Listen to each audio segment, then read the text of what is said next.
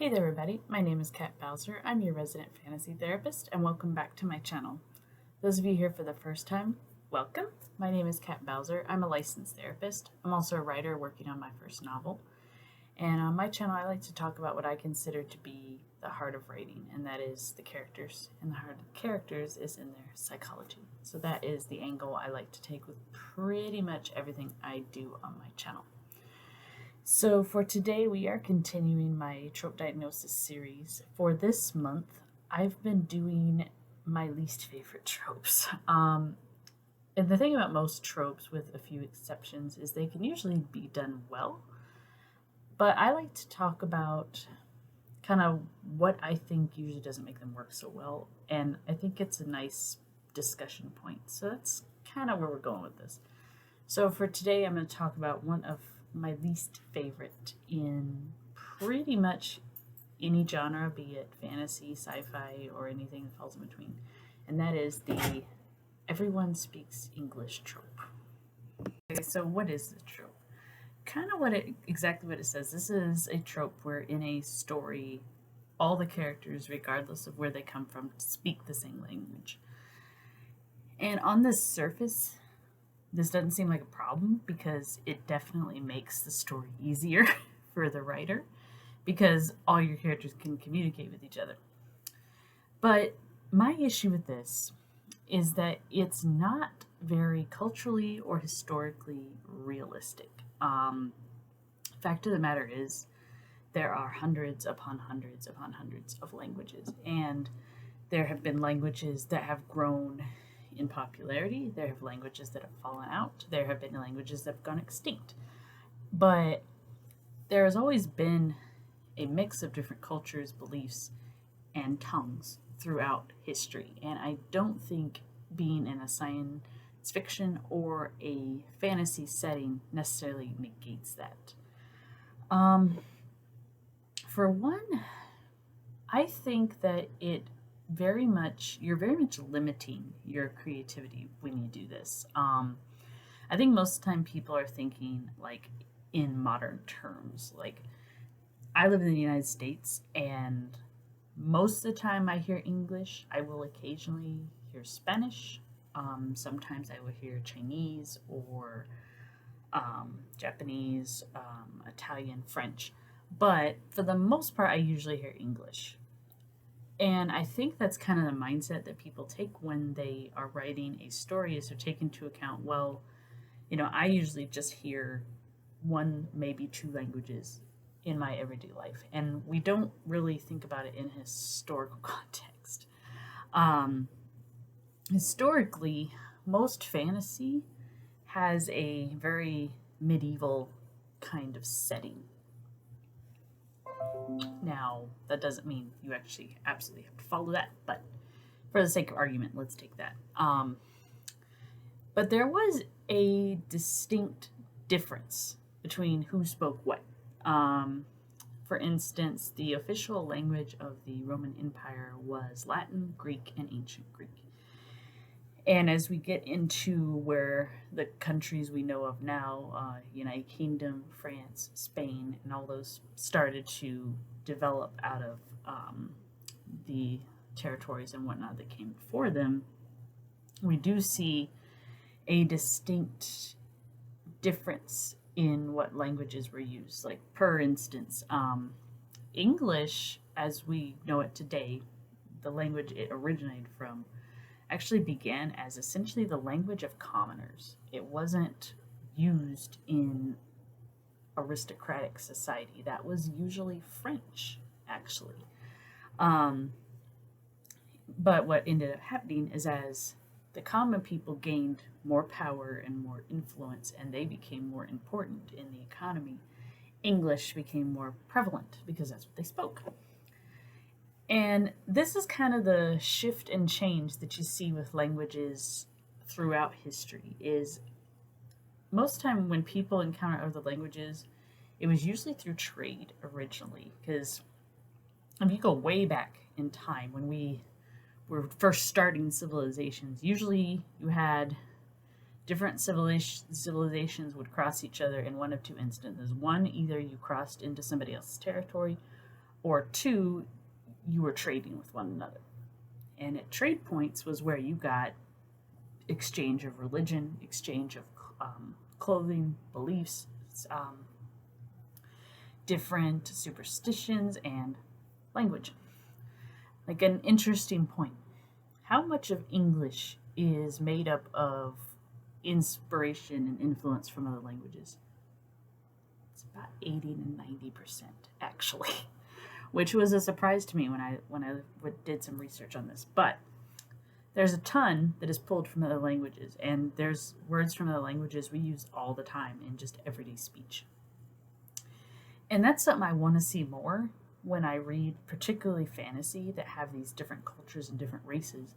If they know each other and they're at least on friendly terms with one another, they're going to have at least some exchange of language and culture and beliefs because they interact with each other, and that's just how beliefs and traditions trade over to each other. Like, I'll give you guys an example from my work in progress. So I have the Natuba, who have their tradition of when you greet someone, you greet them with your left hand held out.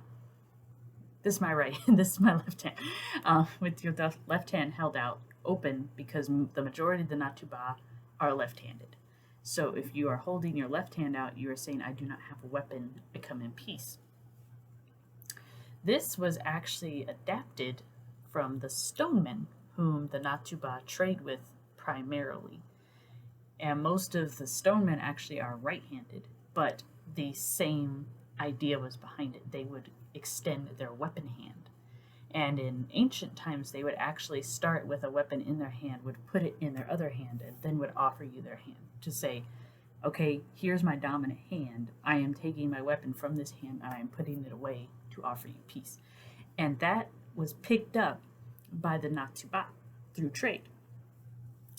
And this happens with a lot of my other cultures too, just little things that are exchanged, little words that are exchanged.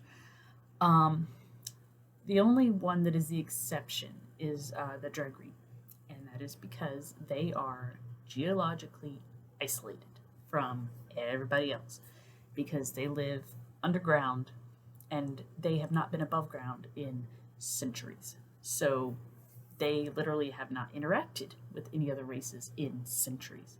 So they are very, very isolated, and their language does have a root language with most of the other languages of the world, but because they have been so isolated, it has changed so much that their common language has almost nothing in common with the other languages that the rest of the races speak, with one exception, and that is their ancient tongue, because it is essentially kind of like our Latin. It's a dead language, but it's still studied, and it was from a time when they did live among other cultures. So their ancient tongue is similar to these other races' ancient tongues, but the common tongue, not so much. And I guess I just see so many writers that don't take into account the impact of language and how language changes and evolves and shifts. Hey guys, so just a little addition to what I was talking about in regards to how language evolves and changes. This is the Lord's Prayer in about 900 to 1000 AD-ish. See if you can understand any of it. Fader ore, thu the art on heaven, see thee nama je halhod. Tobe kume thine riche, je wurde thine willa. On eurvan swa on heavenum. Urne je dei hwan li kan hlaf sele us todai. On forgiv us ure gyltos, swa we forgivath urum gyltendum. And ne je lad thu us on kostninge. ak alisus of yvele. Soth liche. So I just use this as an example of how much a language can change in just a couple of centuries, and I think that's something that I think as writers you should probably keep in mind. And that's not even taking into account dialogue or not dialogue, dialect. See, I'm tired. I'm sorry. It's Friday. It's been a horrible week. I'm tired. Dialect. Like I've said before, I'm from the American South.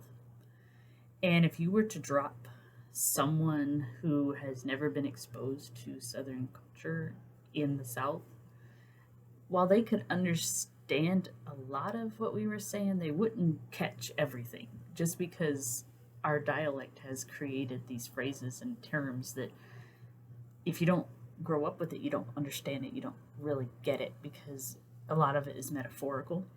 But the same thing could be said for almost any region of the United States. And I'm sure it's true in other countries as well. There's little regional dialects and things that that you just don't notice if you don't live there. I'll use this as an example.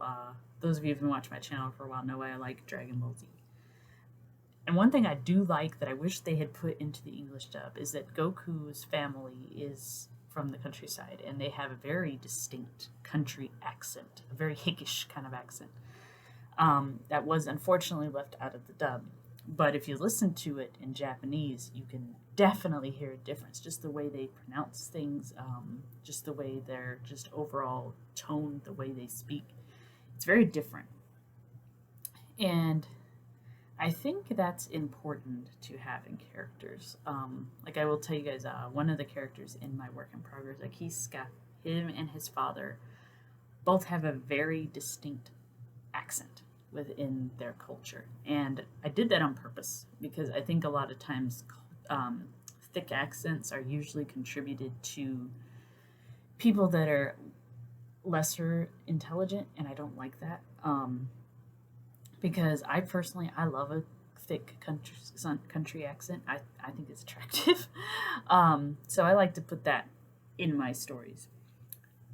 Now, one argument I will hear, especially in sci-fi, is, well, at this point, they probably have a common language, or they have a universal translator. I am more inclined to go with the latter than the former. A common language, like I said, yes, it does exist, but kind of like what I was talking about with English and French. Who uses it varies. Just because it's a common language doesn't mean everybody's going to have access to it. Doesn't mean everybody's going to use it. It may be that you have people that are aware it's a common language, but they don't necessarily agree with it, and so they're going to stick with their mother tongue.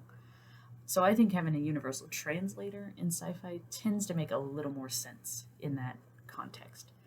But again, I want to see that even if there's a way for these people to understand each other, there's still little intricacies that they don't understand because these cultures are different. And I think that's one of the best things that you can do with different characters and races and cultures is just there's so much room for creativity and showing these differences and at the same time also these similarities between these characters. And I think a lot of times it's just kind of skimmed over, and I really think that's a shame. So if you like the trope of everybody speaks English, that's fine. I personally don't, for these reasons, and I just think these are things that I think more writers should just take into consideration when you're creating a world, because I think a lot of times you miss a lot of opportunities that are right in front of you. So that is my delving into the Everybody Speaks English trope. I'm glad you guys chimed in to hear this video. As always, if you like this content, make sure you comment and subscribe. Make sure to ring the bell so you don't miss when I upload. I upload every Friday, every Sunday, and I will try to get a few extra videos in there when I can. So if you guys, as always, have any particular trope you're interested in, or just any thought in general you want to hear from a psychological standpoint, let me know, because I always love getting suggestions. So until next time, hope you guys have a good one.